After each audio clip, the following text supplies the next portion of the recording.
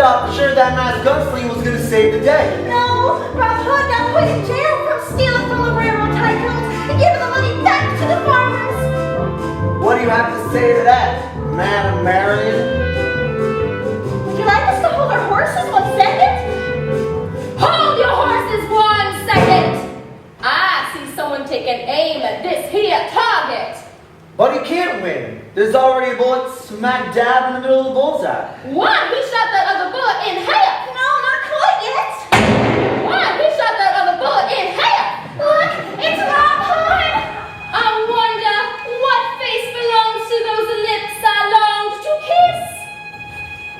This face! What?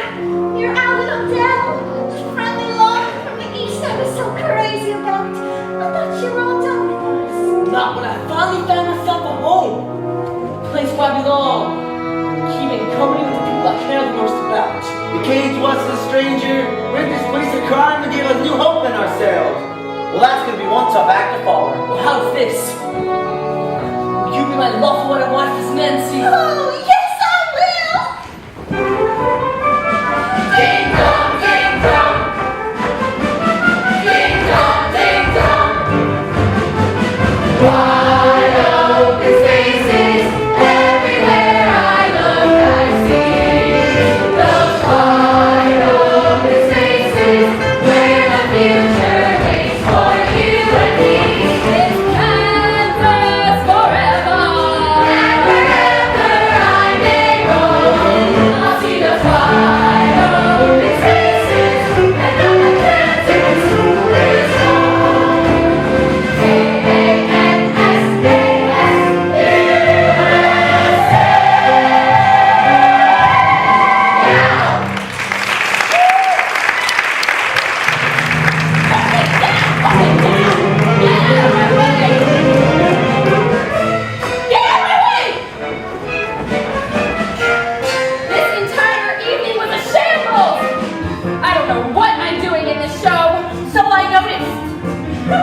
Distracted all night by some guy in the front row who kept waving his hands at me. Now that was the conductor. Wide open spaces, everywhere I look I see. Those wide open spaces where the future waits for you and me. It's concerts forever, and wherever I may roam, I see those wide open spaces, and on the canvas is home.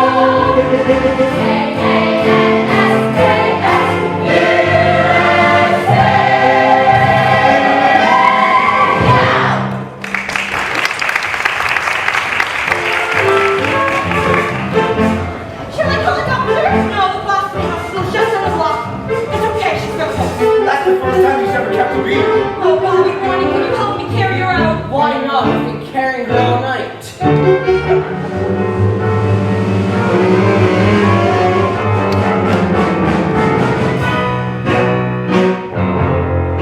Oh my God. Holy Mother in heaven. Holy shit! What? The reviews aren't good? What don't they like? That we put on a show? The Boston Globe says if you loved Oklahoma, stay there as long as Robin Hood is running in Boston. How about calls to mind Walt Disney's Pinocchio? Because its star is wooden, are they hung by a piano wire and swallowed by the first whale that enters Boston Harbor? Who said that? The Christian Science Monitor! You're the producer, Carmen. I've sunk last year's profits from my 1958 lingerie line into the show. There's gotta be something in these papers we can use. Let me consult my writing team. Georgia, Aaron, does tobacco have 2 meanings? No. What a shame! Critics who make a living in killing other people's dreams. I mean, what kind of man would take a job like that? What kind of snob would take a job like that? Who could be mean enough, base and obscene enough to take a job like that? Wait a minute, here's something in the hair that might be good. Formerly married composer and lyricist Aaron Fox and Georgia Hendricks have provided film star Jessica Crenshaw a star vehicle that ought to be driven off a cliff. What kind of motivation boy like that? Who would want her baby to destroy like that? Who could be jerk enough, hard up for work enough, to want a job like that?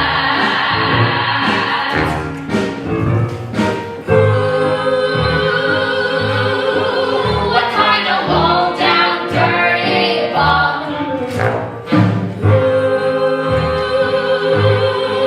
What kind of slimish scurvy scum? Lonesome as they come, I wonder. What kind of man would want a job like that? What kind of nuts would squeeze your nuts like that? Who could be prick enough, mentally sick enough? Who'd want to grow to be everyone's enemy? Critics are hated and so excoriated. Tell me what kind of man would want a job like? Hey, get a load of this. The Cambridge Patriot says, considering the talent and experience of the veterans involved, Robin Hood is sure to be a huge Broadway hit. Smash! What kind of genius has a mind like that? So perspicacious, wise and kind like that. Far from his mother's knee, she must be thrilled to see how he grew up to be such brilliant company. Refined and reflective, we're completely objective, but it lifts up your heart to meet a man like that.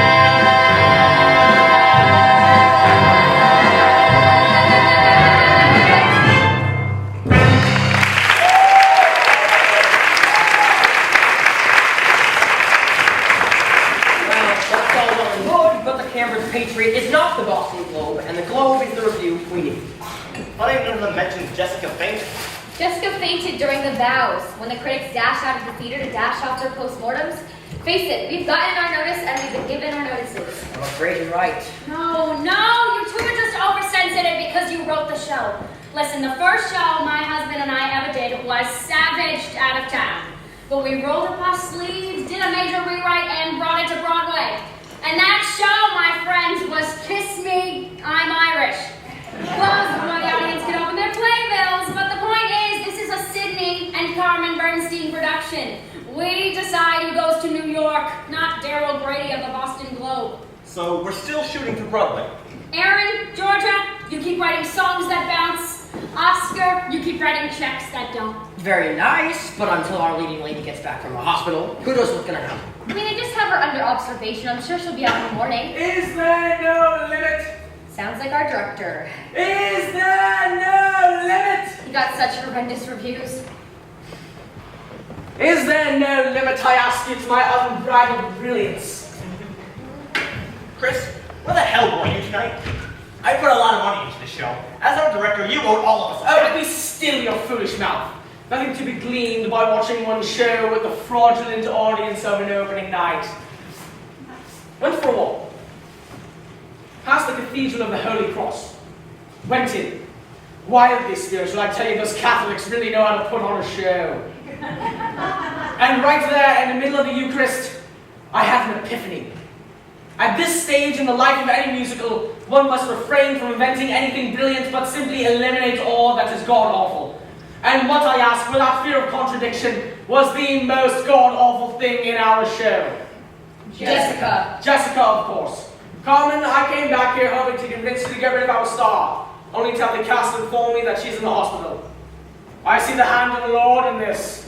Right, there's a phone call for you in your office. Thanks, Jenny. That must be my husband. Where was Sydney tonight, Carmen? Oh, Sydney's in New York, nailing a theater for us. And knowing my husband, nailing a soprano who doesn't dance but knows how to move. Well, at least she can joke about it. Well, it's easy to joke about marriage when men like Sydney and you don't take it seriously. There is no comparison. I never did anything more than flirt with any woman in any cast once you and I got married. Barbara O'Brien. She was an usher, and that was only after you decided to move out. Oh, so you finally looked up from your music and noticed I was gone? Jenny, you're the stage manager. What's the cast taking the reviews? Ah, they decided to dress to the nines and throw a combination opening and closing night party. Defeatist, the lot of you. You've yet to hear my plan of action, but here it ye shall. Jenny, come help me watch you move the piano. What plan? Think he wants us to go to Broadway using an understudy? Well, at least we'll still have Bobby in the title role. And that's what matters, right? Because the entire reason that you decided to team up with me again was so that you could rekindle a romance with our leading man. Aaron, when I signed up for the show, I had no idea Bobby was in it. Really? So then why at our first rehearsal did you walk right up to him and say, Hi, Bobby. "Hi, sweetie. It looks like we're going to be heading back to New York a little sooner than we expected. But if you and I are heading back together, this is one fluff. It's a big hit for me." Eh bien, mes enfants. A brief demonstration of what's been wrong with our show since its very first love song. You mean thinking of him? That's one of my best songs in the show. One of our best songs. See, Georgia agrees with me. Nonetheless, I've had a problem with it since our very first day of rehearsal. Georgia, sing our leading lady's opening number. Which song is this? The one with the new lyric Georgia wrote about me. About Rob Hood? Precisely. Aaron, play. Georgia, sing. Jenny, put her in light Q5. Light Q5? Oh, this is silly. I haven't sung on stage in years. Just sing.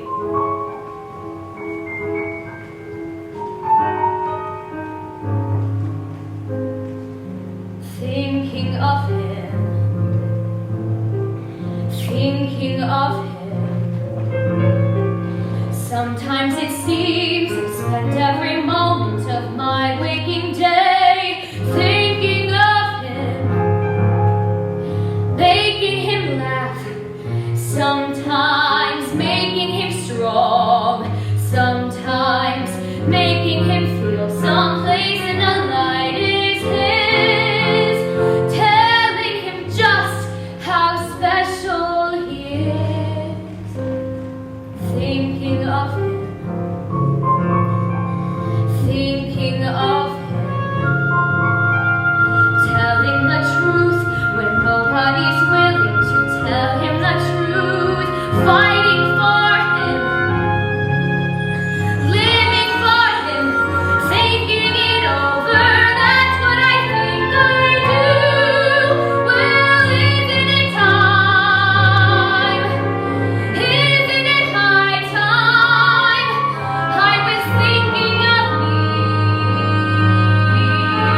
too. Maybe it's time. Maybe it's time. Maybe it's high time. You were thinking of you. Thinking of me too.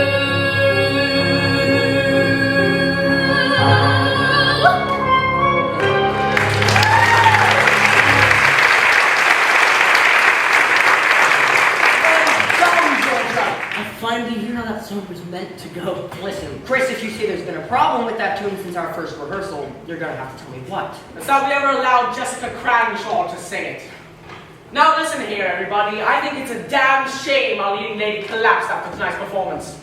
She might have done it weeks earlier and saved us a month of misery. But the cavity that Jessica has created must be appropriately filled. May I speak? As Jessica Cramshaw's understudy, I feel terrible taking over under these No need to feel terrible, Nikki. What? No need, because you're still going to be the understudy. To Georgia. Georgia? Best idea you've ever had. Well, I don't know, Chris. Georgia, you know the score and the script better than anyone else, and you sing from your heart because that's where the words came from.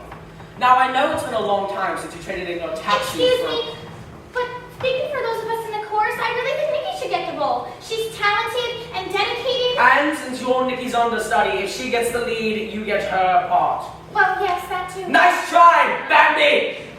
But either Georgia is in or I am out. What do you say, Oscar? Chris, I'll put my money where your mouth is. Laundered first.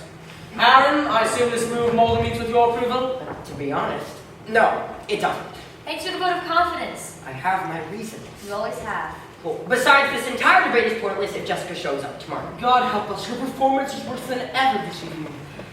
Jessica Cranshaw will never be better than she was this evening. But she was horrible. But she'll never be better. She's dead.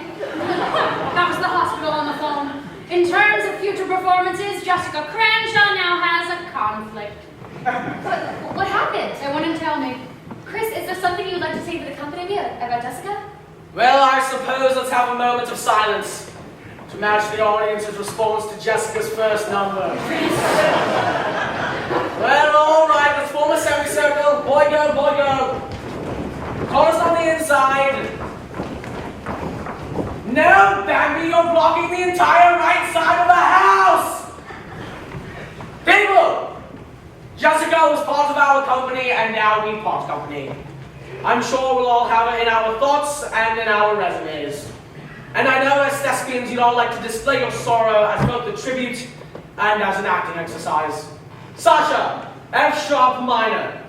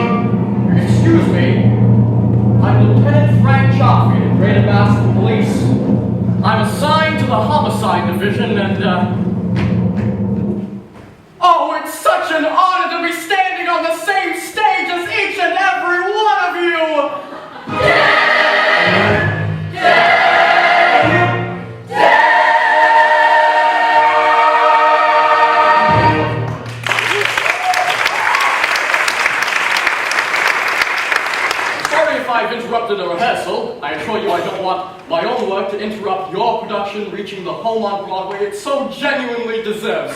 I happened to see Robin Hood in previews, and may I say that, with the exception of the deceased Miss Crenshaw, you're all such wonderful performers!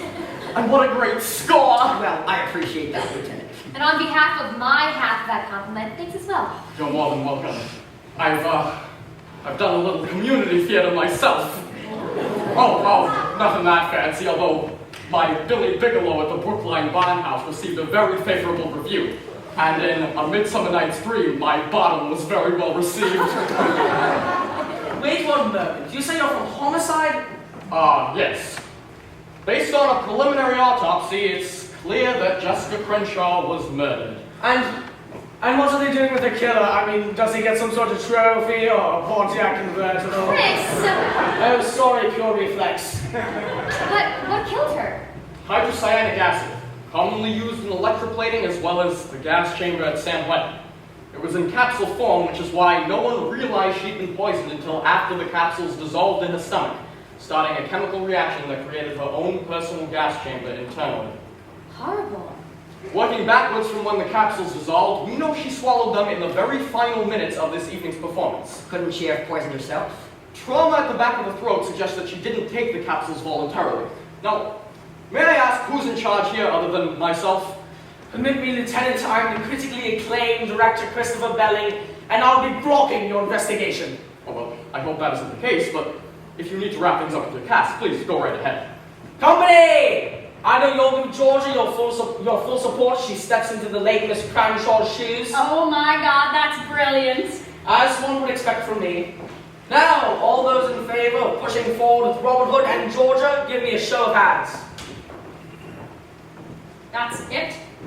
Listen, people, life is full of setbacks and disappointments, like my husband once demonstrated in the bridal suite of the Hotel Taft. But with Georgia taking over the lead, we have ourselves a real shot! This show is going on! Are you with me, gang? You know if we leave now, we can catch the last train back to New York! Stop! It's clear that every one of you is in perfect physical condition, so the show must go on. Why? Because, as well as time itself, there's a grand theatrical tradition that the show must go on. Forget it. You have a contract, you signed a contract, go read your contract, and I'll count to 10, and then I'll sue you. Oh yes, I'll sue you, and when I sue you, we'll never work again. Representative. I am Mrs. Bernstein. As equity deputy, I must warn you, any further threats and you will be brought up on charges. Oh, shut up, Elaine. The name is Bambi. Mother. All right, let's put it this way. For the band's sake, I'm asking your permission to let the show go on. No! The show must go on. The show must go on. What? 'Cause I say the show must go on. Horseshit! I can't believe I'm hearing this. I won't believe it. Putting on a musical has got to be the most fulfilling thing a person could ever hope to do. You're all heroes to me. You're a special kind of people, the best show people. You live in a world of your own. The audience paid plenty to sit there and clap, hearing you sing, watching you tap. If you know what makes loves to be in show business, your window washer wants to be a star. And though your analyst may never couch it that way, Analyst count! you don't know how lucky you are. Ask your cleaning lady, don't she dream of show business to vocalize or stretch beside a bar? Affirmative shrug as she shampoos your rug, lets you know how lucky you are. There's a special kind of aura around the show person. Just ask the next waiter you meet. He walks in 5th position. His voice is just grand. He gives you the check, you give him a hand. If the boys in Valley parking to town, show business, they can scout behind a ticket for your car. And my tree surgeon now started taking a bow, get it, B-O-U. You don't know how lucky you are. You're a special kind of people, the best show people.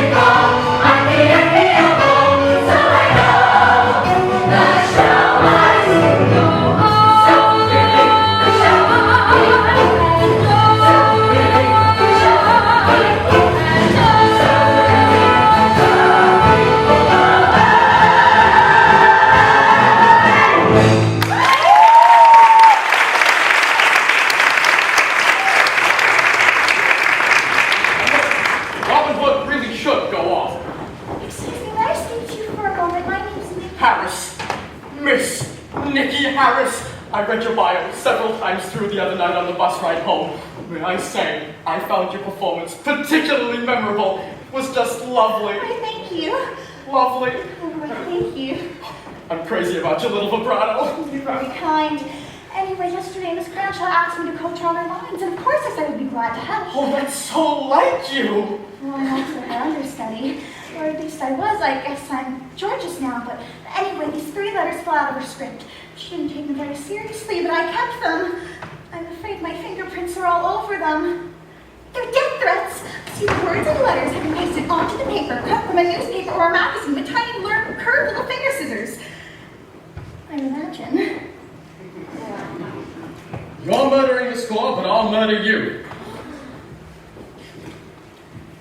You'll drop before the curtain does. If you don't quit, you'll die legit. Can you tell anything from them? Well, they seem pretty negative in spirit. Well, yes, of course. Oh, I'm sorry, you were hoping for the Arthur Conan Doyle version. Unfortunately, these letters reveal very little. Aside from the fact that the killer is a man in his early 30s, 6'4" in height, wears a pewter ring, served in the Merchant Marine, and despite being right-handed, is known to his closest friends as Lefty. Oh, I didn't know that. I figured you probably hoped I would be able to, so if I could do that from just, wow. I mean, wow.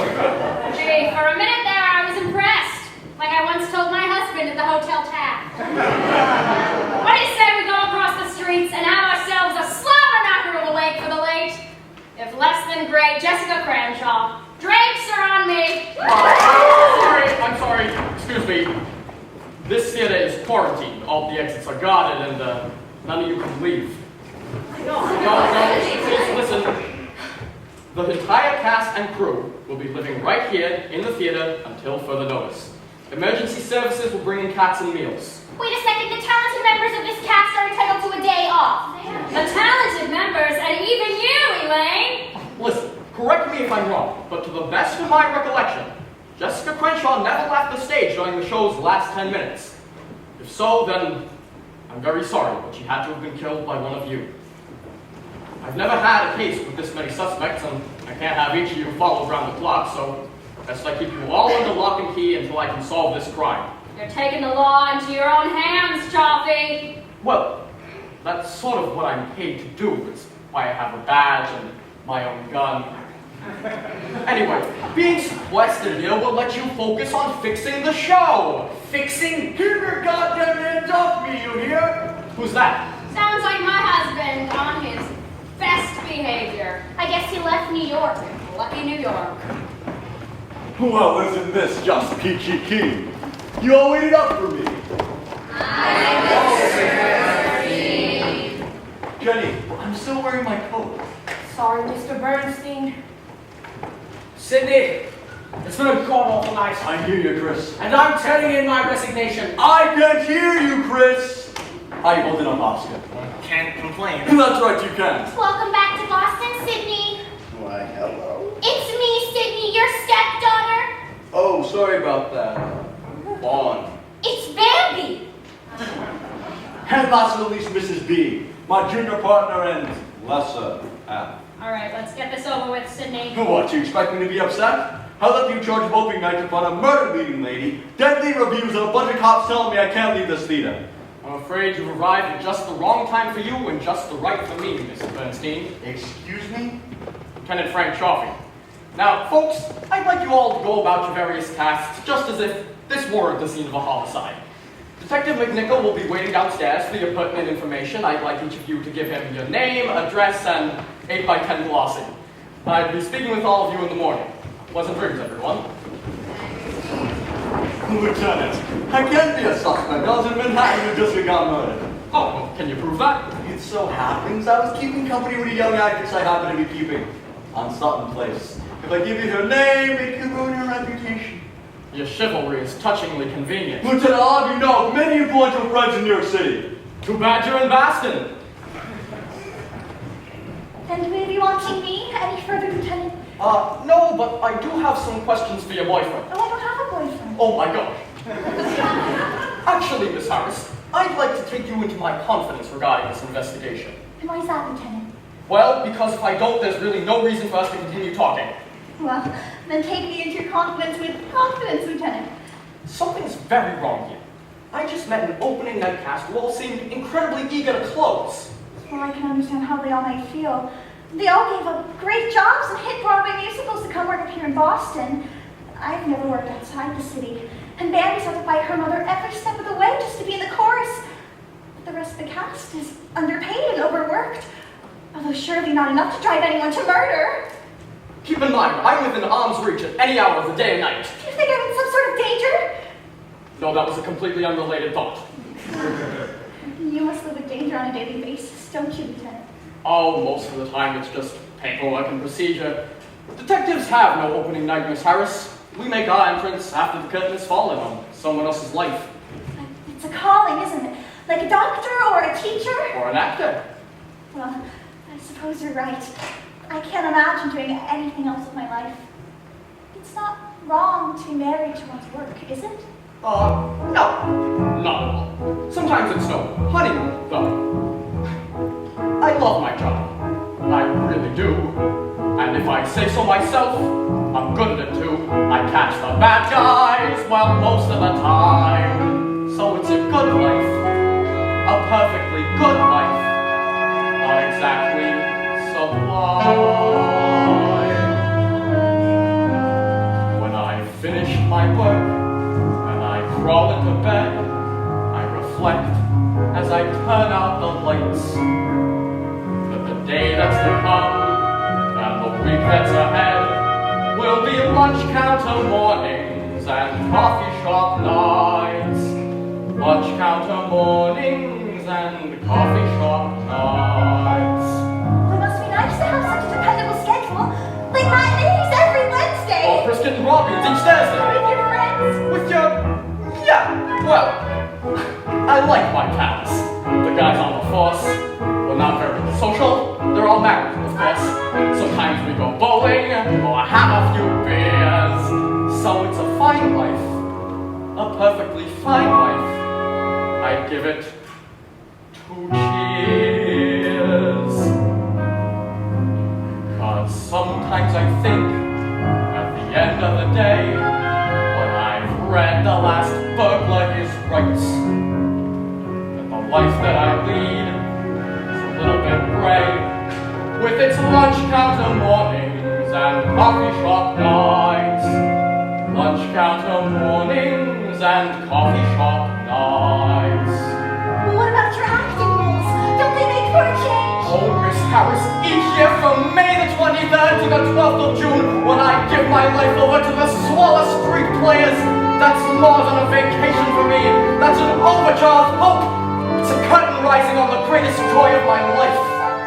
But the rest of the year, the life that I lead is a little bit gray. There are plenty of low days and not many highs. Mostly lunch counter mornings and coffee shop nights. I don't mean to seem forward, but when I walk you home... I'd be delighted. But you said that we're not allowed to leave. Damn!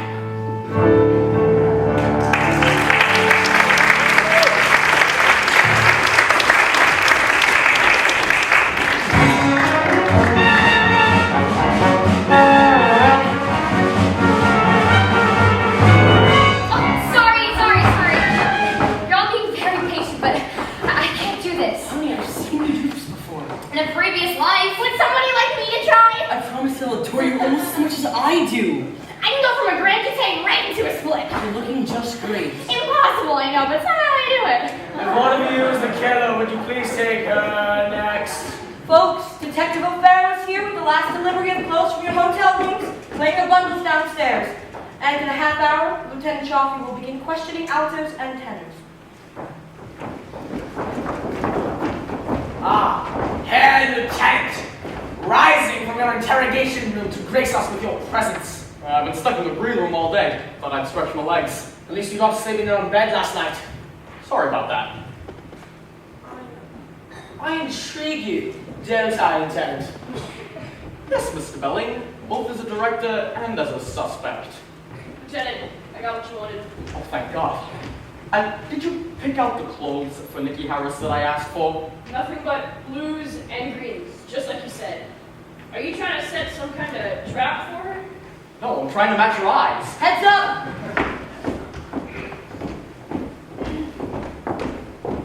Excuse me. Lieutenant Frank Chaffee. Mind telling me who you are and how you got in here? As a member of the press, I am exempt from your quarantine, Lieutenant. Daryl Grady of the Boston Globe. After the review you gave Robin Hood, can't imagine why you'd show your face here of all places. To tell you the truth, I'm as mystified as you are. But the show producers called me and they asked me to pay a visit. That's right, Carmen Bernstein, Mr. Grady. You have our thanks for coming by, if not for your review. Hey! I tried my level best to write something good about your show. I praised the choreography and the young woman who played the school marm, Nikki Harris. Well, I'm afraid that's all history now. My condolences on the loss of, your star and your show. When you interviewed me last week, I told you we were going to Broadway no matter what you wrote about us. We're keeping Robin Hood open.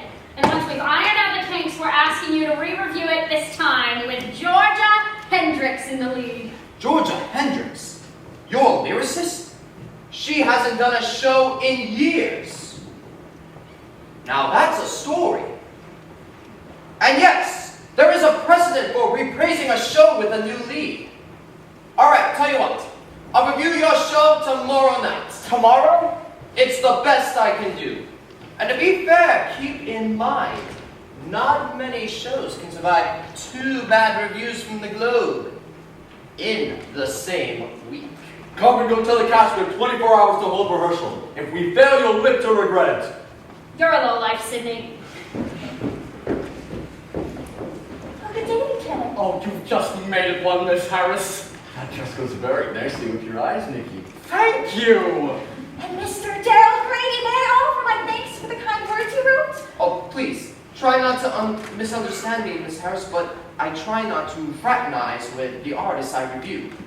But let me say, you did stand out in what was otherwise an abundantly misguided production. Mr. Grady, I thought your review of Robin Hood was needlessly cruel and way off the mark. Well, I'm not sure you know how to judge acting, Lieutenant. Of course, you're the expert. However, I regret to inform you that I am now placing you under arrest for the crime of murder. Have you lost your mind? Anything you say can be taken down and used against you in a court of law. This is insane! What in God's name are you saying? I'm saying my best line from Agatha Christie's Murder at the Vicarage. I played Chief Inspector Slack for the Native Town Players 2 summers ago. Did you think I was saying that for real? Gosh, I'm not sure you know how to judge acting, Mr. Grady. You can go now. Come on, Grady, I'll walk you to the door.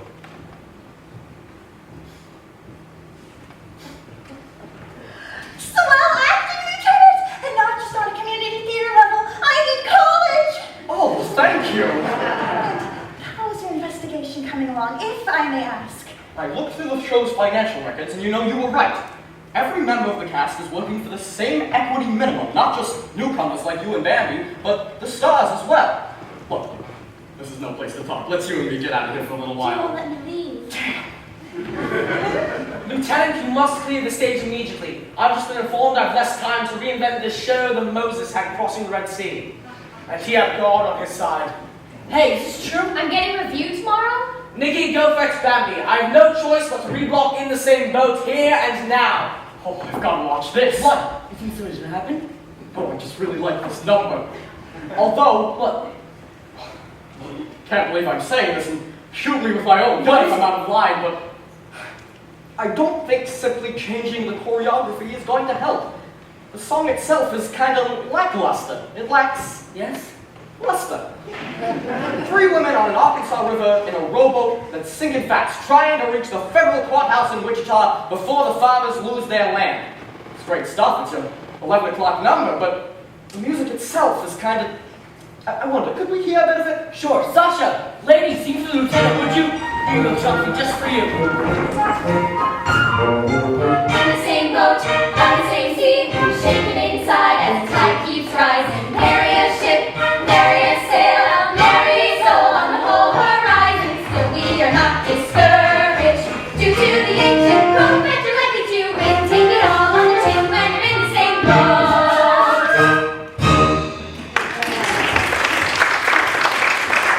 You see what I mean? There's such a big moment in the show, it's sort of mild mannered. Strangely enough, I agree. We need a completely new composition, one that's catchier than Pink Eye. Oh, you want a hint? Yes, Aaron, and not some song from one of your failed shows either. None of your Ein Klein trunk music. Look, if you expect me to write anything, you're gonna have to find me some time with my piano and my writing partner. Your writing partner is now my dance partner and the star of this show. And if she doesn't get this saloon number under her belt tonight, we're all finished. And I need to see that very number in full dress regalia this instant. Jenny, tell the cast to change for the final bars at the Bar B Bar Saloon. Say again? I can't say that again. Mr. Belly's rehearsal takes priority, so those of you who need to change costume, go right ahead. The rest of you, Detective O'Farrell is downstairs taking the company's fingerprints. That is, unless one of you would like to explain why you committed murder. So, let's clear the stage and give our composer the solitude he needs. That should buy you a few minutes alone with your piano, Mr. Fox. Alone? Yeah.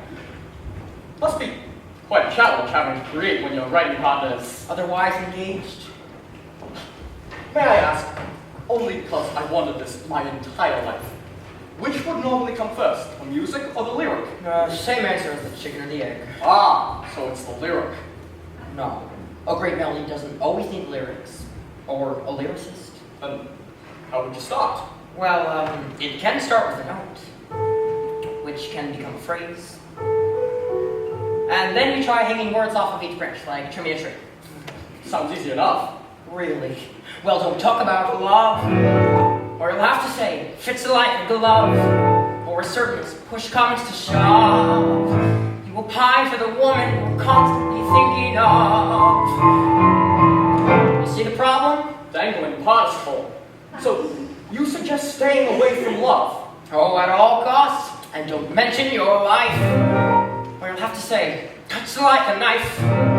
Or refer to the heartbreak and strife.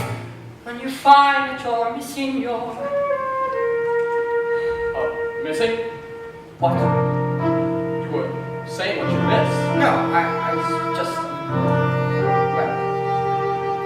well... I miss the music. I miss the song.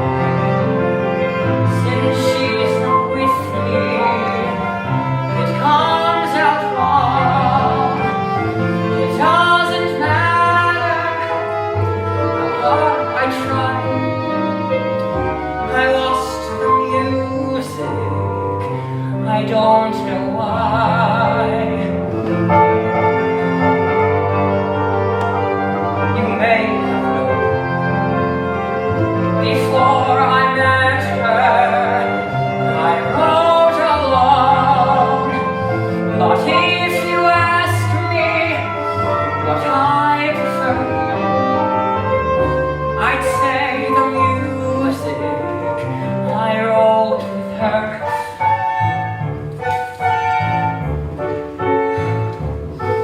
When you're writing a song and you're a partner, the room is filled with jokes and chatter. She says something, you say something, she writes a line, you play off and when you're writing a song without a partner, that's a completely different matter. No one tells you that's not funny. No one says let's cut that bar.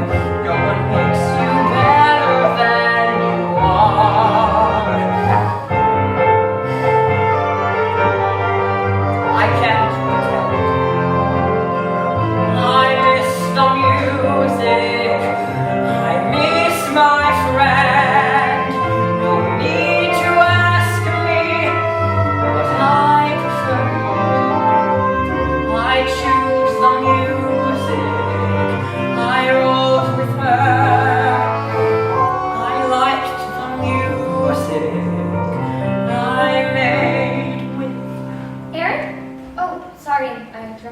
No, I'm afraid I'm the guilty party there. Mr. Fox, thank you for all the insights on this matter. Miss Hendricks, best of luck in your upcoming number. I'll be speaking with you later. I forgot my lyric. Can you believe it? Me? Well, you're not the lyricist now, you're the star. How does it feel being back on the boards? Terrifying. Thrilling. I've missed the stage. Come on, Angel. We gotta do that away right away. Must we? It's your last chance to nail the number before you pack it in for the night. Here we go, honey. Oh, Aaron, I'm starting to think you were right when you said I was wrong for this. Georgia. Break a leg. Thanks. You can finish the song without me? I'm a one-man band.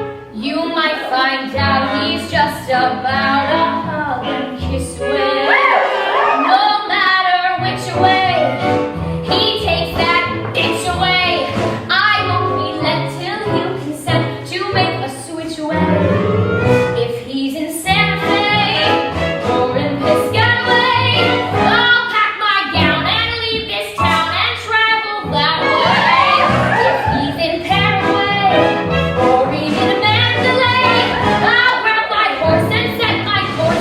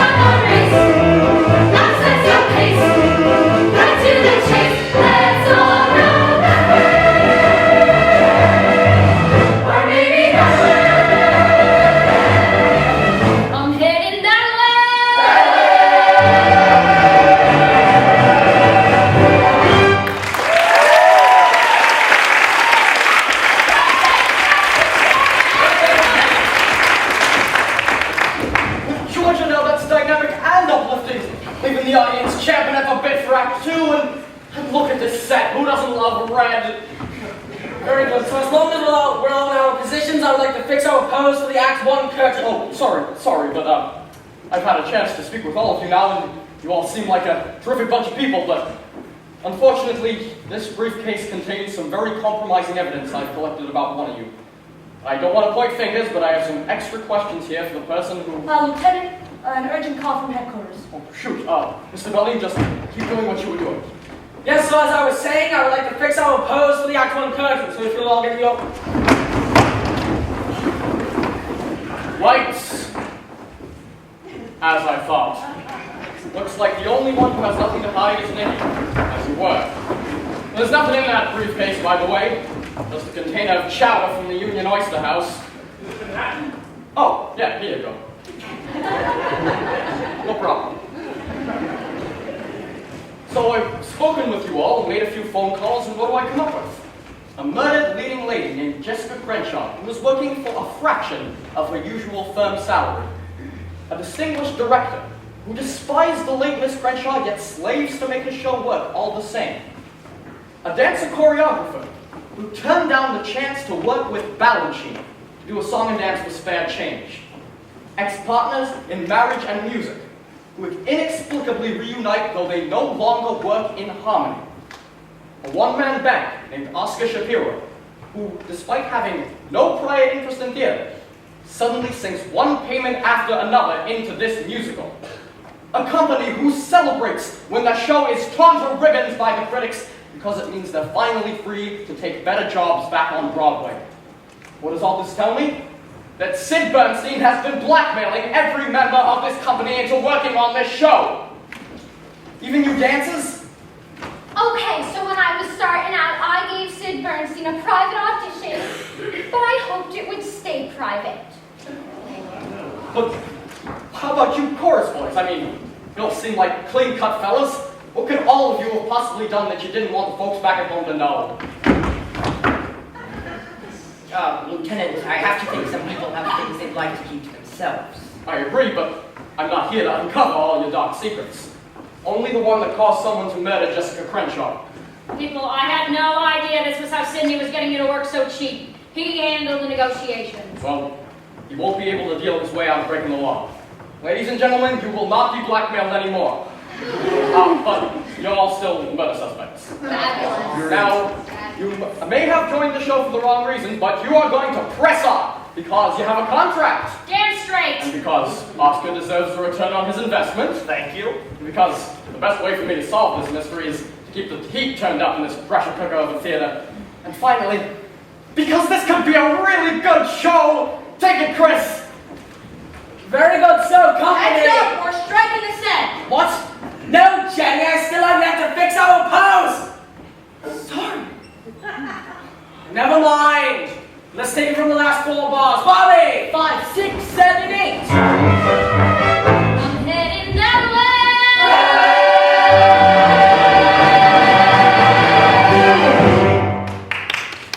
Why is there no blackout?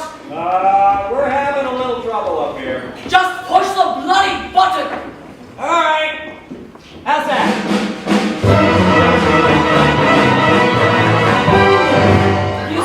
Did you see something up there by the lighting booth? My God, put on the house lights now! Have fun! Johnny, do you see what I see? I think this is a good time to take 15.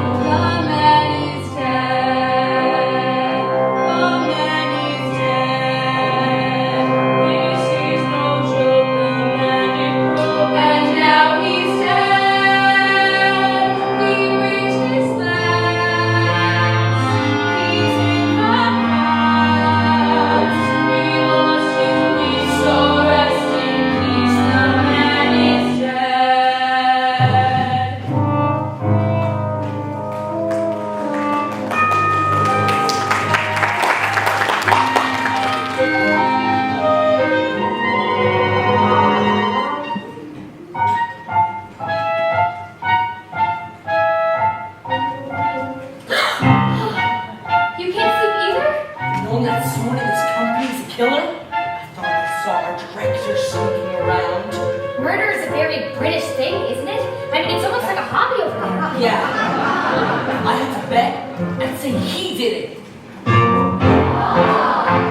He did it, he did it, he did it, he did it, he did it, he did it, I'm sure. Although he appears with a posture that's pious, his principles hardly are pure. It isn't a stretch to believe it, that murderous motive was his.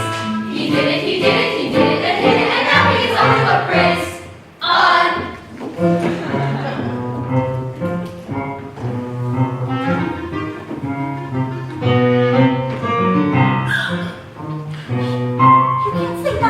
Knowing that someone in this company is a killer, I thought I saw Bambi sneaking around. Maybe she killed Jessica so you take over the lead and Bambi could get your part. That's silly. She should have just killed me. I never said that. Well, if you ask me, she did it. She did it, she did it, she did it, she did it, she did it, she did it, I know. The left she hung and after she struck it, she's one thing again, I know. The facts are not really surprising, her morals are probably loose. She did it, she did it, she did it, and hid it, and now she's on to the goose. Gal!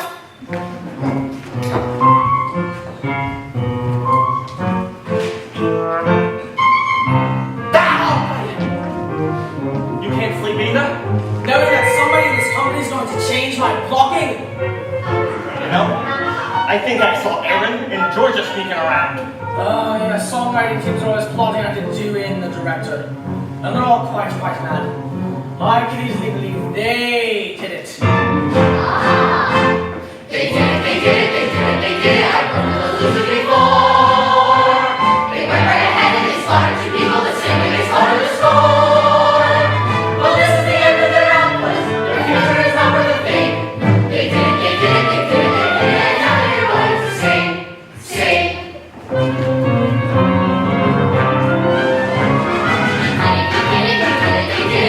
She did it, I told you, I know.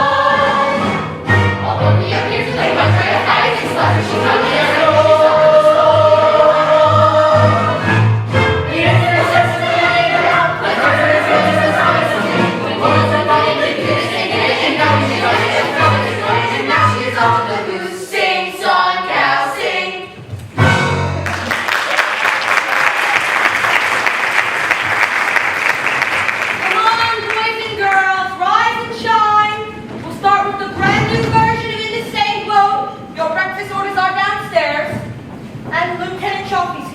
Morning, folks.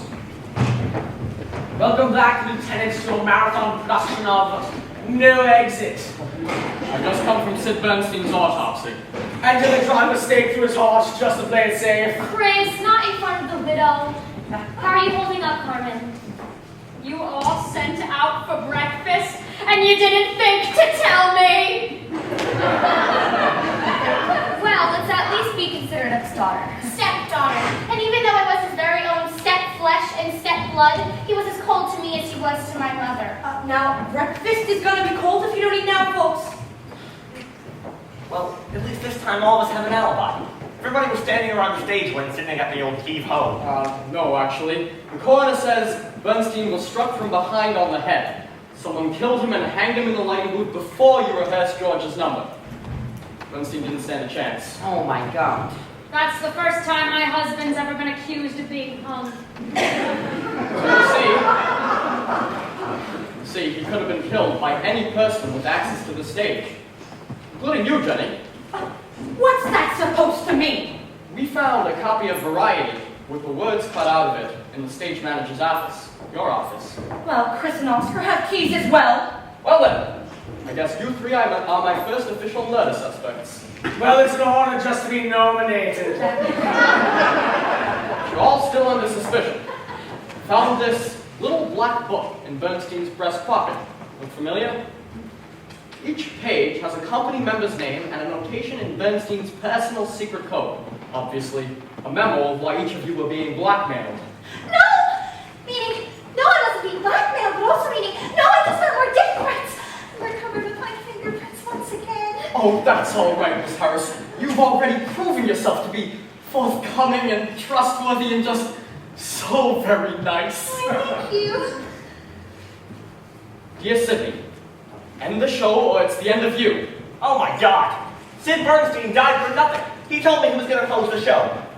When did he tell you that? At the back of the house, right before he got knocked. He told me that someone had just that minute changed his mind about keeping Robin Hood open and that I should save my money for his next Boston show. Then I saw him go upstairs to the lighting room to watch George rehearse her big number. He gave me back the very last check I wrote him. You can give that back to me. I am not closing the show. Come on, Oscar, let's find a safe place for this. It felt very safe in my pocket.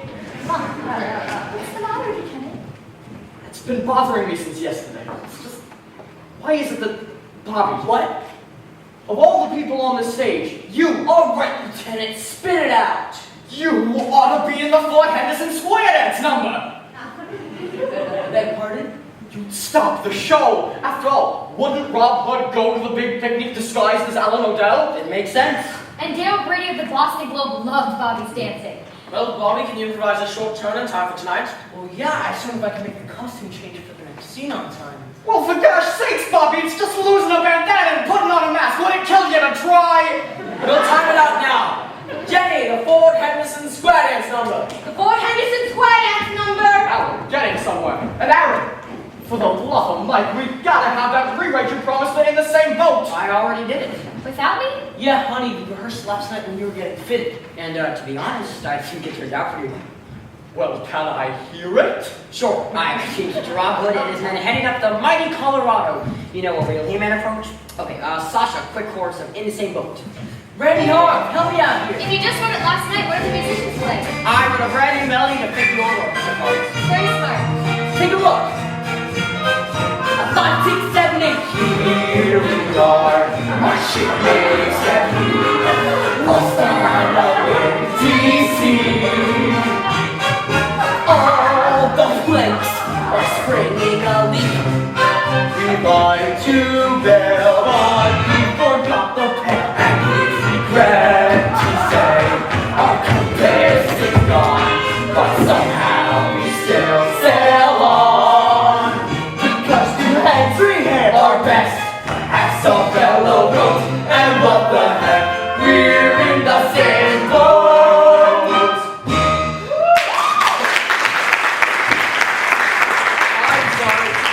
No, believe me, it's a bold attempt, and it's certainly got some of that vim we've been looking for, but there's still something missing. Well, of course, we only have our songwriting team working on this version. I'm doing the best I can. Excuse me, I just had a thought.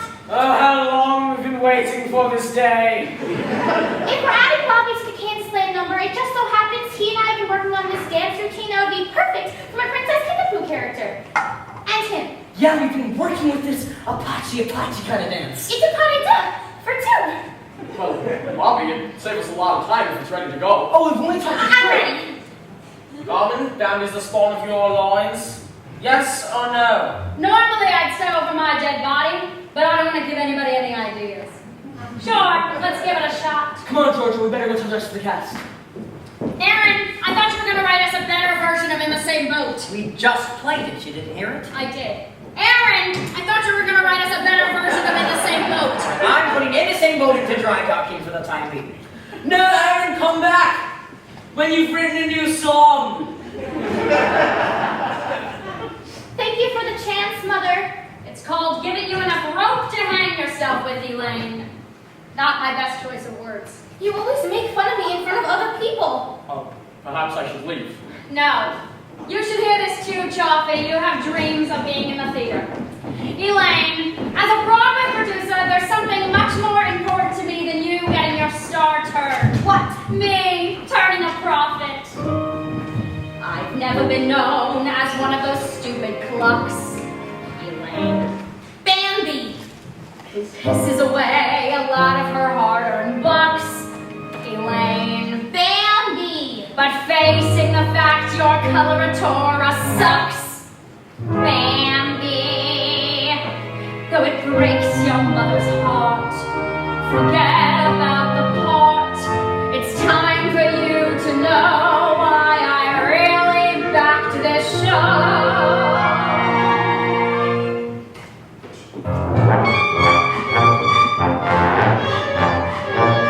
You asked me for my motives, well, you needn't be so smart. It's a business.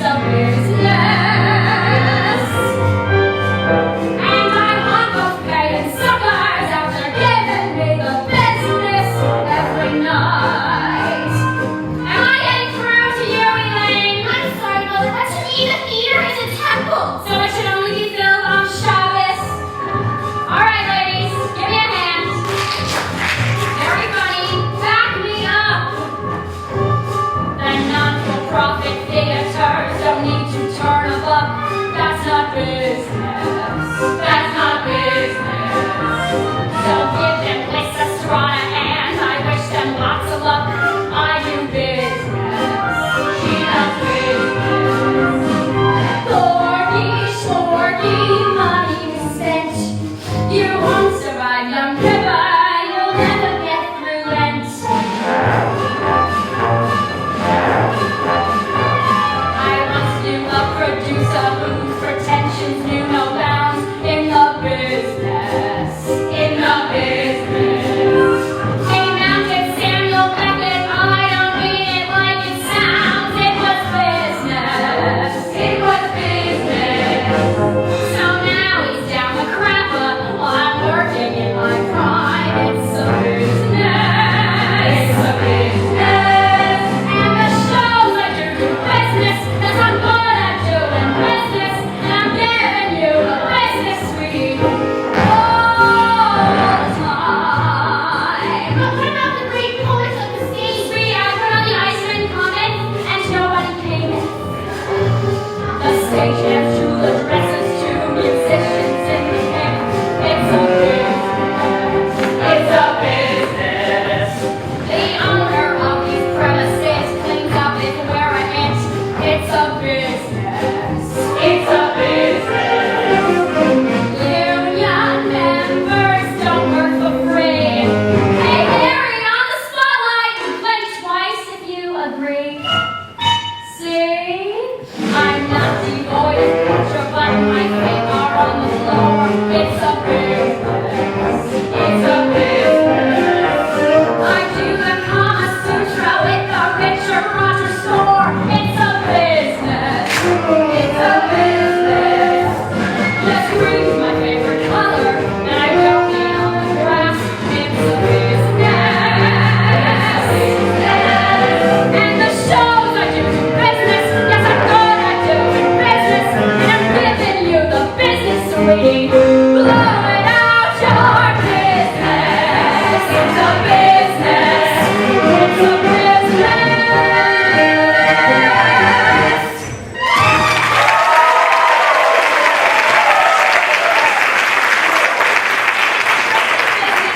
Say that you just don't have star quality. That's my professional opinion, and I don't care who knows it. Well, I think my dance could be very provocative. Sweetie, the only thing you could arouse is suspicion. Chris, the company's ready to run the square dance number. Oh, joy beyond my wildest dreams. And Carmen, how many more hours do we have till we're reviewed by Daryl Grady of the Boston Globe. Grady? You're not what I expected. But then again, I've never actually seen a picture of you. Complete anonymity is a critic's best tool. Well, I suppose I shouldn't bite the hand that slaps me. But it's unethical to review our rehearsal, isn't it? You forget. I report on Peter for the Globe as well as review it. Your show is news, and I am setting aside my customary professional distance to interview members of your cast down in the green room with your permission, Miss Bernstein. Free publicity, Carmen. Sidney would have died for this kind of press, and he did. The green room is all yours, Mr. Grady. Company! The Fort Henderson Square Dance number, with Bobby auditioning a new section with Dandy. Now this I have got to see. Keep all your fingers crossed. Now let us travel all the way in the wrong direction on the Yellow Brick Road back to Kansas land. Sasha, yeehaw!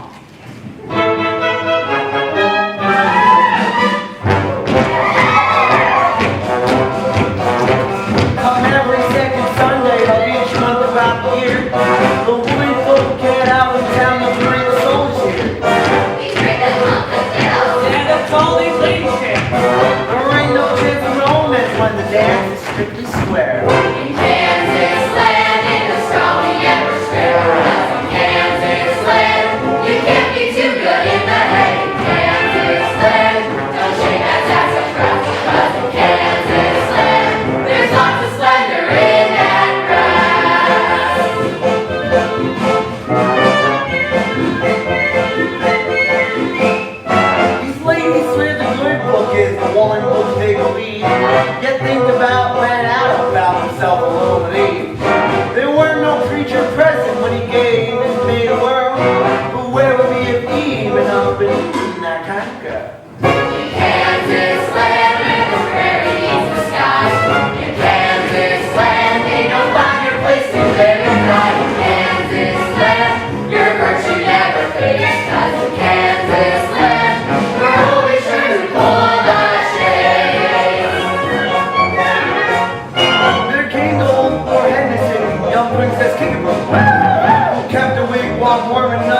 every sushi dip. Her tribal dance is worth the glance, her hips go pow, wow, wow. When Miss Mamoose says, Let's move. the soldiers cry, Hey, pal!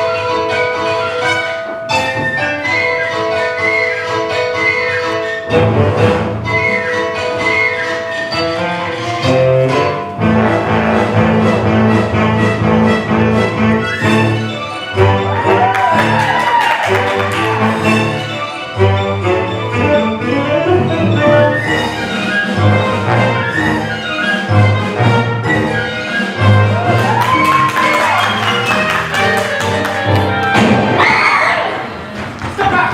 I have been posted on all the exits so no one is getting out, including whoever fired that shot. Bobby, I'm bleeding. looks like it's just a crease wound.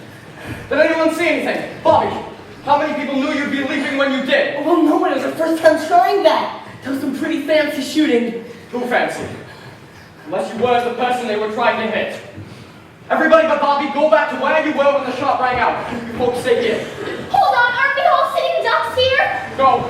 Whoever had fired that shot had plenty of time to fire again if you didn't mind getting caught. Guys, this barrel was here? That's right. Here's where the bullet entered and exited. It grazed Bobby, but it may have been intended for you. Why aren't you wounded? I had him deep down, and you guys didn't why.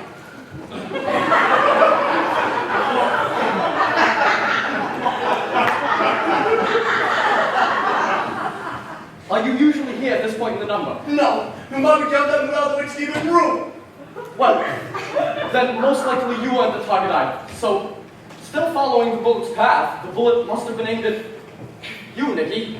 You were here when the shot was fired. I don't remember. Is that important? Well, if you were here, then you couldn't have very well shot it yourself, and I could rule you out as the killer. Haven't already ruled me out, Lieutenant. Wait, Bobby, you're holding that handkerchief to your left arm. Yeah, because it's bleeding. But that's impossible. If the shot came from out there, you were leaping with the right side to the audience. There's no way that the bullet could have grazed the left side of your left arm. But, guys, wasn't the X facing the audience? Oh, he must have said it the wrong way around. So it's exactly the opposite. The bullet was fired from behind the upstage guard tower, grazed Bobby at the end of his leap, went through the barrel, on its way to you. Me? Yep. And here's the bullet. That was mean that the shot was By fired. someone on this stage or behind the scenery. Those of you who are off stage, did you see anything? So the only people who couldn't have fired that shot were Carmen and Sasha, because they were both downstage. By the way, Chris, don't you think Bobby should play this dance much further downstage? I was planning to have that same idea. Now, I'm afraid I'm going to have to search everyone for a gun. They're both getting me! She did it! She did it, she did it, she did it, she did it, and Nikki is tricky and slick. Wait, stop that. Nikki, what are you doing with that? I found it back there!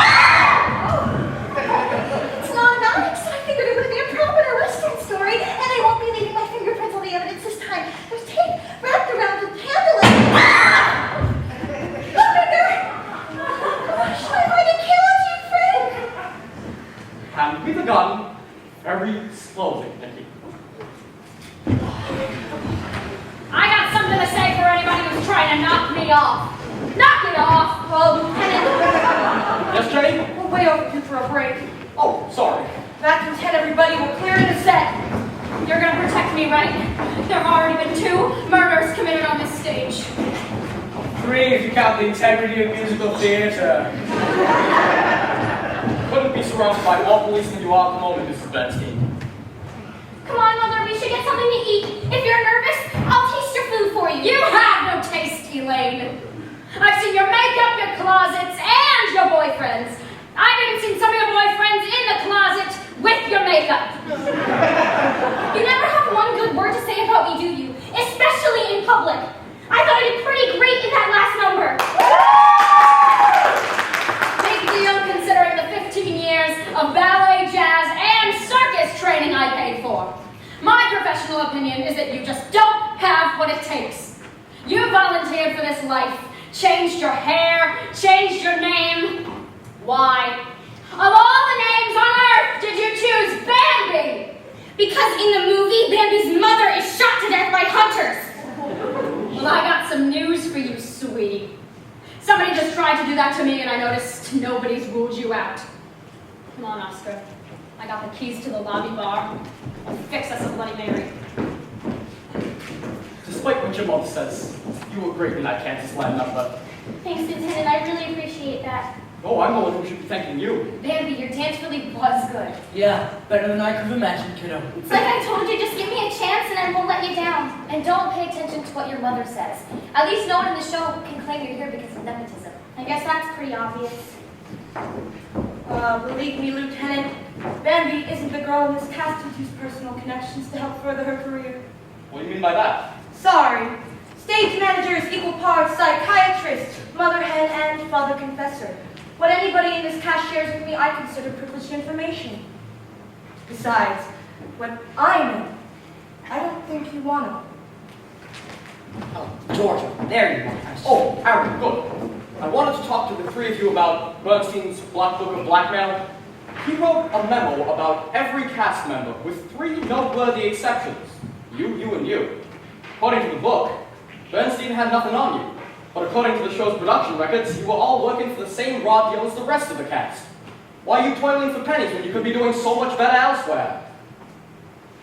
No one has anything to say? Well, can you blame us? If I recall, one of those death threats said, make another sound and you'll end up underground. Exactly. But Georgia, I never read that particular death threat out loud. What?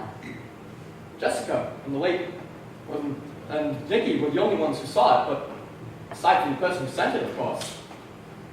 But then I guess Nikki told me. I asked her not to. I didn't, Frank. You told me not to, so I didn't. And I'm very sorry, Georgia, but I'm going to have to book you on suspicion of murder. You can't do that. Nikki, would you be able to go on for the night? Oh, now I get it. You want to give a little boost to your sweetheart's career. My relationship with Nikki Harris is purely that of police investigator and possible suspect. No, it's not. It's not? I'm really liking you, Frank. Oh, it's reciprocal, I assure you! I'm glad. I'm more than glad. I was doing something. Arresting me for murder? Yes, it makes perfect sense. Jessica Crenshaw's... Please, don't forget what you were saying. Jessica Crenshaw's death gave you the chance to star on Broadway. And when Sid Bernstein decided to close the show, his death kept your chance alive. Miss Hendricks, you'll have to come with me. Wait a minute, Lieutenant. I'm who you want. You're confessing to the murders, Mr. Fox. You heard what I said. That's not a simple thing to retract. Think about what you're doing. I have. This is a great thing that's happening in your life. I'm not important now. Very noble, but you're on record as being dead set against Georgia taking this role. No, I just said that because I knew if she took this role, she wouldn't have time to write with me, be with me. I mean, that was how Sid Bernstein got me to work for nothing. It was the one way how I knew how I could be near her again. Stuck out of town together, huddled over a piano each night. Who knows what might have happened. Aaron, that's how Sydney got me to work for the show. I wanted the same thing. You did? I do. When you and Bobby? No, forget that. I don't understand. I didn't want you to. Not until I knew how you felt. You seem as preoccupied as ever with your music. Because our music was the one piece that you and I were still together. Aaron, you said our music. Our music. Our lives. What was I thinking when I let you slip away? I was thinking of me. Only of me. What was I thinking? Spending each moment, each waking day, thinking of me. Shutting you out. Sometimes Making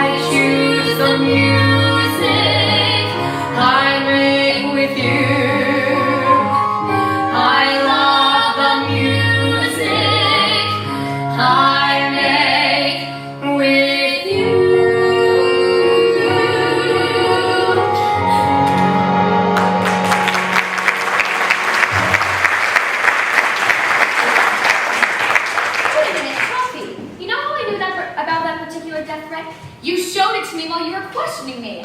And to think you're going to charge me with murder. Guess the joke's on me. Lieutenant, I hereby officially unconfess to everything, except being a fool. Aaron, our director needs to see you on the double. I'm excused. Go. Alright. See you downstairs, partner. Partner. Thank you so much, Lieutenant. You played your part very effectively. Oh, and what a treat to share a scene with you! And a fair exchange. You got Aaron to show you his cards. I got the answer to why you both came on with the show. You and Georgia staged all that? Yes, it was her idea. A good one, I thought. But you've been playing a part too, haven't you, Bobby? Plead guilty to impersonating Georgia's devoted lover. When we first started rehearsals, I asked Bobby if he could pretend we were involved again, to see if I can stir up something, anything in Aaron. Good job. I'm so grateful, Bobby. Just a polite reminder, you're both still suspects. Right. But, Bobby, I may have the answer as to why Aaron and Georgia came on board, but I still don't know your reason. I always wanted to give a performance of a lifetime. Fooling Aaron by acting as if you're in love with Georgia. No. Fooling Georgia that I'm acting. There's nothing that I wouldn't do for her. Except commit murder. Even that, if she asks me. Oh, Frank, why does love make people feel so bad? The public should be warned that Cupid is armed and dangerous. Maybe romance should be left strictly in the hands of the police. If you mean present company, I would yes to that proposition. Oh, Miss Harris. Oh, please call me Frank. I mean, please call me Frank. May I be bold? I already know you are. I never believed in that whole some enchanted evening thing. Until now.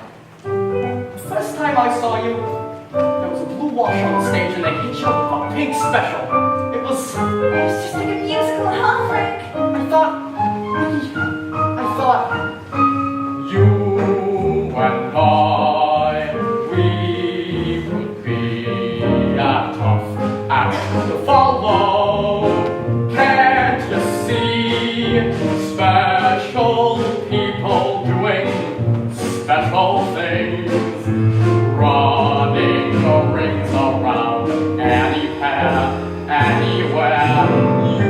You and I, we could stay a tough act to follow in every way. If you will hold my hand and let the music start, let the curtains drop, let the spotlight glow. Gosh, I wish I could do that. Oh, you can, Frank. It's simple, really. Just follow my lead. Stop, hop, stop, step, stop, step, step, step, stop, hop, stop, step, stop, step, step, step. It's called a time step. Oh, you've done this before. How about the spotlight, everyone? Hey, Harry, put him in pink. Oh, looking good, Frank. Looking real good. With the right backdrop. We'd be a tough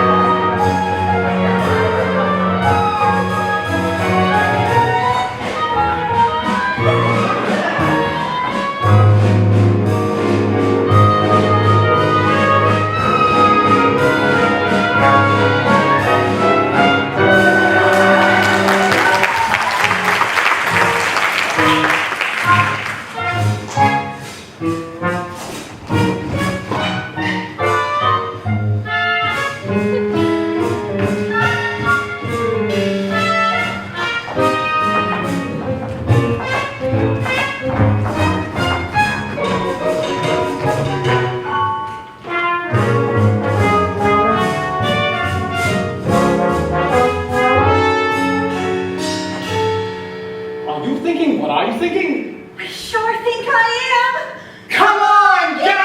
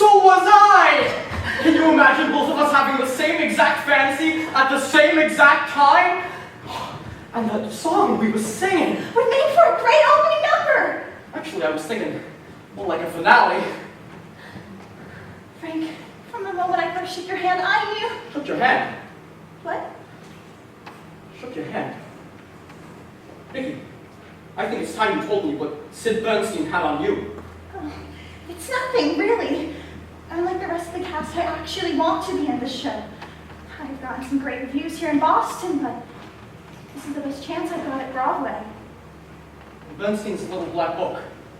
Next to your name, he wrote a great big zero. And what? Maybe it was the letter O. Oscar, the snack that you ordered is here. Oh, for crying out loud, Nikki, you have to get into costume. Sorry. Folks, 5 minutes and we're back on stage to learn and block yet another new version of In the Same Boat. Thanks, guys. Marge, could you bring in the saloon piece? What's your step, Choppy? Kenny, Nikki Howard shared some secret with you. Don't talk near the microphone, Lieutenant. When it's switched on, everybody downstairs can hear you. Tell me now what you know about Nikki Harris. In what capacity are you asking me this question? Officer of the law or jealous boyfriend? Can what I say be held against me, or will you only hold it against me if I'm not saying what you want to hear? I haven't finished questioning the rest of the cast. I'm not finished with you. Marge, could you bring in the cast? Would you lower the lights? It's hot down here. Oh, whatever you're playing, it's not from the score of this show. Who's there? Look, this is no time to joke. We've already had 2 people die. Oh, sorry, Digger. Didn't mean to put a fright into you. Give us a hand, will you? Trying to catch poor Ophelia here. Got stuck in the pit amidst the percussion instruments. I'll go put it in a crate over here. I'm set down here, Ben, take 5. Q59. Drop in planet Earth. Oh, who got away from my music record, did you, Ophelia? Oh, come here, kitten. Oh, don't you worry, I won't hurt. Oh, that's funny, I thought you were... Oh, hey, if you're worried, I'm gonna tell anybody what I know about you.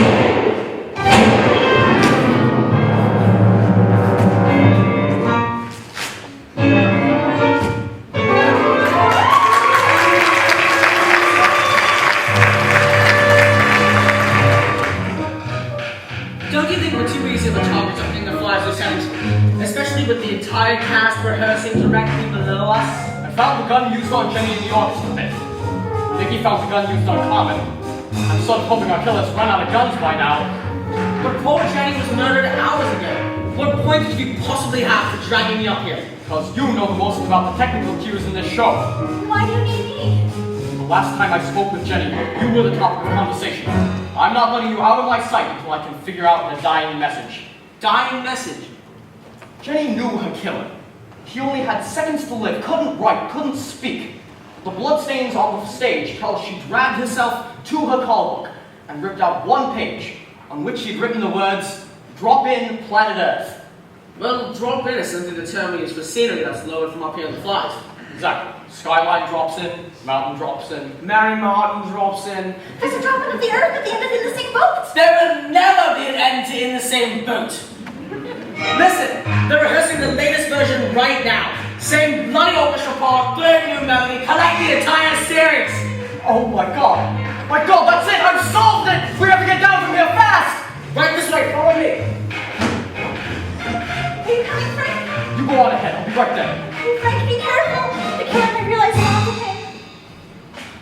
As long as I'm up here, better check what's written on the side of this drunk. Planet Earth. Nicky? Gee, isn't it amazing how you can be totally stumped by something until it hits you?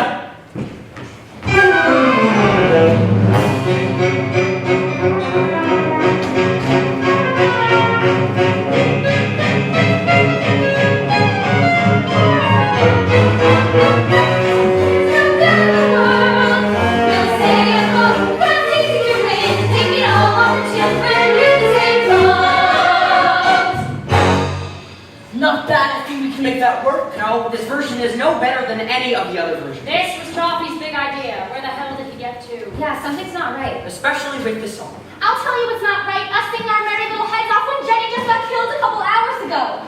Jenny, Sydney, Jessica, all murdered on this stage. Which one of us gets it next, huh?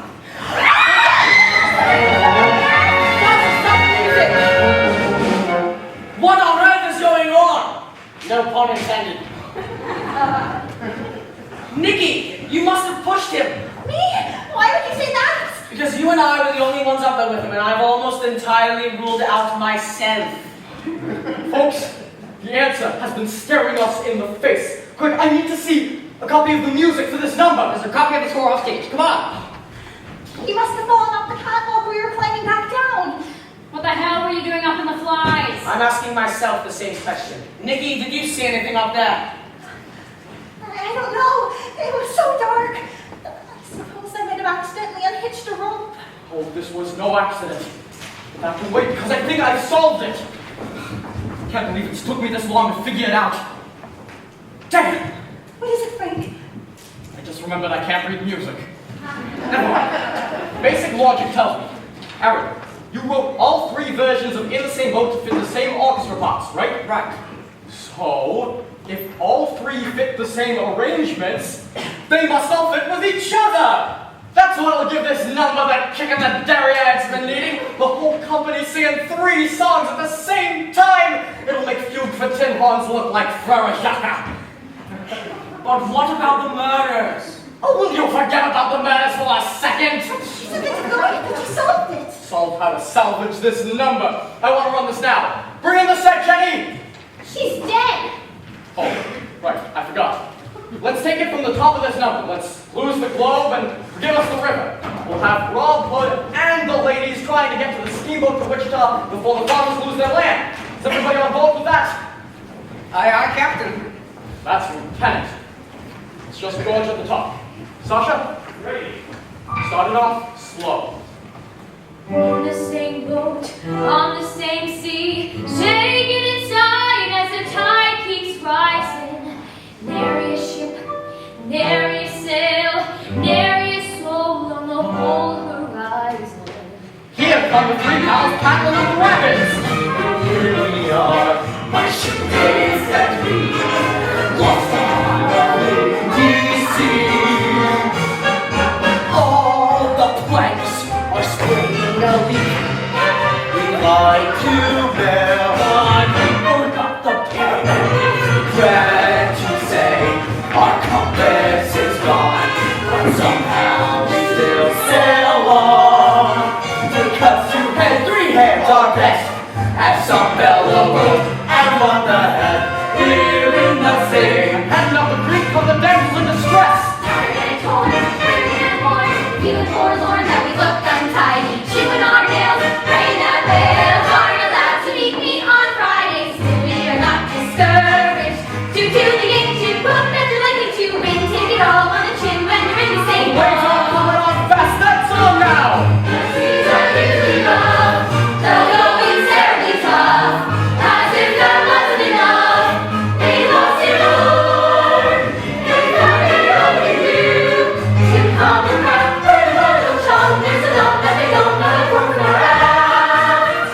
It's the high-stepping riverboat man from the shore to the rescue. The waves are lapping a lot, the sharks are snapping a lot, the thunder's clapping a lot. Just hear it roll. We'll say it goes, 'cause it's the wind. Take it all on the chin when you're in the same boat.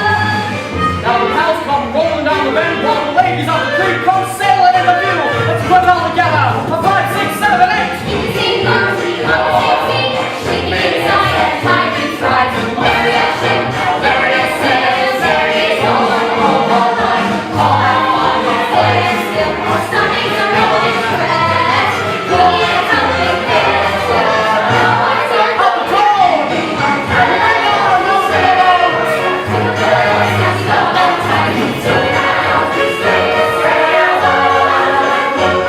Head for the ship!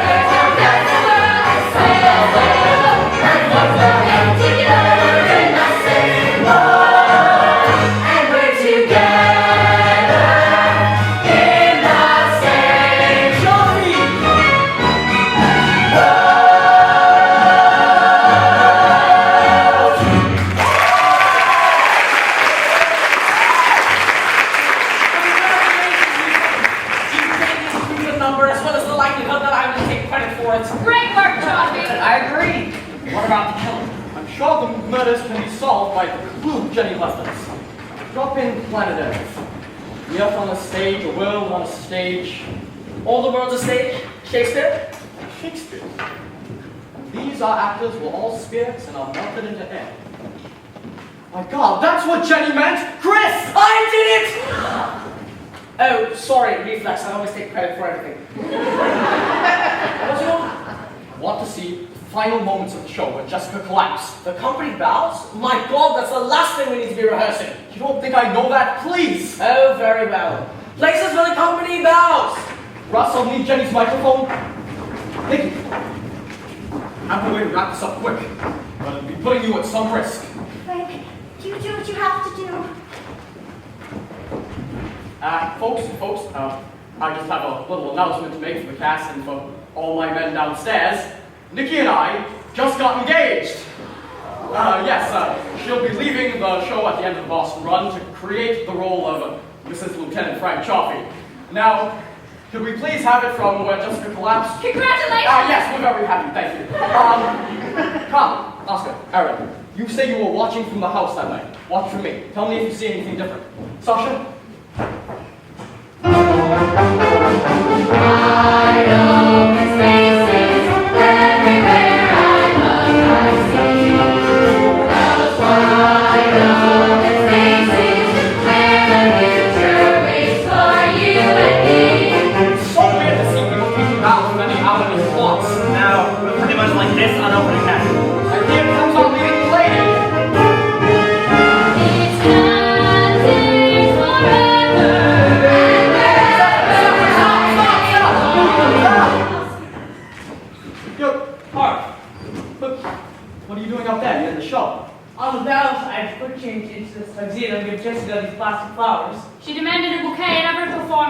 She also requested that we play the Star-Spangled Banner to guarantee her a standing ovation. But you come down the aisle in a tuxedo with plastic flowers and hand them up to Jessica. I mean, what would she be doing? Well, she'd be singing. Did anyone notice anything different on opening night? Lieutenant, now that you mention it, when she took the flower, she moved her hand to her mouth like she was covering a yawn. Or as if something had just struck her throat. Well, when you put it that way, yeah. I saw that too. It happened right after she took the second bouquet. The second bouquet? Yes, she got 2 bouquets on opening night. One from Harv in this aisle, and another one from someone in that aisle. He was wearing a tuxedo, but the flowers in his face. Yeah, I noticed him too, but I just figured Carmen had hired an extra hand for open night. Just to boost Jessica's ego? Not a chance. Well, maybe he was someone who generally liked Jessica's performance. I think you can roll that out. So that's it. The killer already knew about the bouquet, and on opening night, came down the aisle with his own flowers, which hid both his face and something as simple as a pellet gun. He fired at point-blank range into Jessica's mouth as she sang. And that's how your star was murdered on stage in full view of you and your audience. That means we're all in the clear. Oh, not everyone was on stage at that moment, Nikki. Where were you, Mr. Belling? Taking a walk alone, as you damn well know. Aaron, you say you were watching in the house. Yeah, and like every other man on opening night, I was wearing a tuxedo. And I'll swear I was with him the entire time, Lieutenant. I'm sure you would. Oscar? I was with Carmen at the back row of the orchestra. I think she would have noticed if I'd gotten up out of my seat and headed up to the stage. That's right. That's so very right. One person alone had both the perfect opportunity and a powerful motive. Choppy, somebody hit me! Oh my God! What if that's Bobby then? Who's this? Your devoted admirer, Nikki, determined to bring down the curtain on Robin Hood. Because if this show went to Broadway, you would forever leave his sphere of influence. A sphere that was the clue Jenny gave us as she died. A sphere represented by a circle in Bernstein's Black Book. Drop in planet Earth. Or as Shakespeare put it, the great globe itself. The Boston Globe and its senior critic, Darrell Green! Careful, Choppy, or no one's gonna want to see her face ever again. Easy, Darrell. Easy for you. You're going to marry her. I heard you say so over the house PA. She loves you, and she never loved me. Frank, I swear I didn't know. But she does know you, Darrell, doesn't she? You shun publicity. Your picture has never been published. Yet she walked right up to you yesterday, tried to shake your hand to thank you for the compliments you paid her. I asked her not to tell anyone we knew each other, so I could praise and proclaim her in my reviews. He was only a friend giving advice. It was never more than that. It was more than that to me, Nikki. I needed you to stay here where I could praise you and guide you. But this infernal musical, it was going to New York no matter what I wrote about it. That's what Sid Bernstein said. But watching the show in previews, you saw how to guarantee that Jessica Crenshaw would never make it to Broadway. As a critic on opening night, you could rush from your seat without an eyebrow being raised, retrieve a bouquet you'd hidden in the lobby, come back down the aisle as the ultimate showstopper. Yes, and I tried to shoot Carmen. Sandbag you the same way I posted closing notices for Jessica and Jenny. An imperfect performance on my part. But one learns from one's mistakes, right, Nikki? Darrell, I see you're out of guns. How far from the theater do you think you can get without one? Good point. Set your gun down. Wait. Now! Fine, just don't hurt me. You get back. Darrell, I'm going to take Nikki away from you now. Frank, don't. You already have. And if you take one more step, you're dead. Fire! In situations like this, I always unload the gun in my shoulder holster and put all the bullets in this gun. Come here, Nikki. Mr. Grady, you are under arrest. Oh, God. God, could my life get any worse? Try to close my show now, you son of a bitch! Honorable Farrell. You have the right to remain silent. Anything you say can and will be used against you in court of law. Well, since you're all witnesses to Mr. Grady's confession, I'll need you all to head to the green room to make a brief statement. After that, you only have a few hours left before your new opening night. So I shall play them off, would ya? Bobby, you okay? You need some help? Well, it's like, could you say no? It's like I told you, just give me a chance and I won't let you down. Okay, if Robin Hood is a hit, I'll have you to thank. If you want a festive suit or a nice carpet, just drop on my shoulder. For you, Lieutenant, anything in the store. 10% off.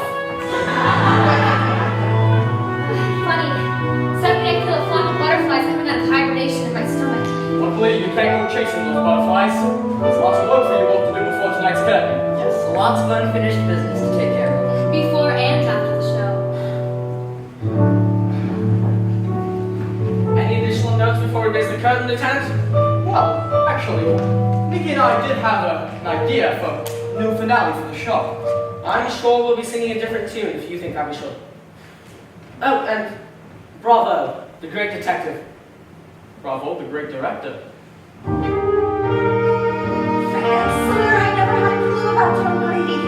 I had more than one, and it still took me a while to figure him out. So now that your investigation is over, is our engagement still on? Well, maybe we could talk about that after the show. There's a coffee shop around here where I'm on very good terms with the management. Frank, we have a date. Your excuse, Inspector General. Fine, tough test. Another trying, Lieutenant. See you at the station. Great work, Chaffee. You put life into a dying show and now we'll lock Brady up for good. Well, I had a lot of help, especially from you. Me? You and your daughter. I told her how much she showed me in that Kansas Land number of hers. She was great. She was better than great. Ah! Finally to hear you say it. You had me as flim-flammed as everybody else until I saw how really good she was and turned to watch the pride in your face as you watched her. You tell everybody it's a business, but I found you out, Carmen. You are the stage mother of all time. You married Sid Bernstein, put up with his shady deals and his affairs just to get your daughter on the Broadway stage. And so no one could accuse her of getting down on your coattails. You've always belittled her talent in public, even if she hates you for it.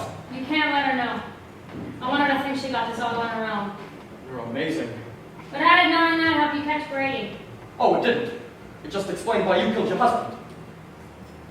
Grady killed my husband. No, Grady killed Jessica and Jenny because he wanted the show closed, but that's exactly what your husband was going to do. Then he was killed by somebody who was blackmailing. If that was the case, I think they would have taken his little black book with him. He must have told you he was closing the show. He didn't tell me he was closing the show. He told Oscar, why wouldn't he tell you his partner? Because the partnership was over. He had himself a conniving little ingenue and I was out on the street. So we didn't need you. He didn't need anybody. Grady promised to rave reviews for the next 3 shows if he promised to close this one down. So your husband did tell you he was closing the show? No! Then how would you know the terms of a deal he made with Brady minutes before he died if you weren't the last person to see him alive? He laughed at me! No more shows, no more dreams! After all I'd have to put up with him, he laughed at me and lay like we were nothing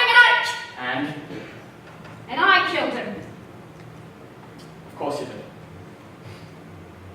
So what happens now, Lieutenant? Good lawyer might get you a few years on a reduced charge. Great lawyer might get you an all-expense-paid weekend to sunny San Diego. But you'll have to stand trial. I know. Why don't we build up your daughter's part some more, add another song or two for Nikki, and maybe I don't solve your part of the mystery until after the show opens on Broadway. You do that for me? Joffrey, you do that for me and I'll let you walk me straight out of the cast party at Saudi, straight into police headquarters. I'll have to watch night and day until then. I understand. But if the show goes to New York, then what about you and Nikki? There's always a spot in the NYPD for a Boston police lieutenant who doesn't mind a cut in rank and pay. You know what, Joffrey? I think you're one of us. There's a special kind of people known as show people. We live in a world full of dreams. Sometimes we're not too certain what's false and what's real. But we're seldom in doubt about what we feel. Lieutenant, your experience with assault and battery, I think Bobby needs some first aid. He's a bit wobbly on his feet after being hit in the head by Grady. Let me take a look at him. We've only hours before the curtain goes up, and I'm afraid he may not rise to the occasion. Oh, don't worry, Chris. The sound of places everyone is like smelling salts that age trooper. The sound of the overture playing will be like pure adrenaline. His aches will be bathed in the warmth of the spotlight. His spirits lifted by the hands of an adoring crowd whose applause will sustain Bobby right until the very last scene of Robin Hood.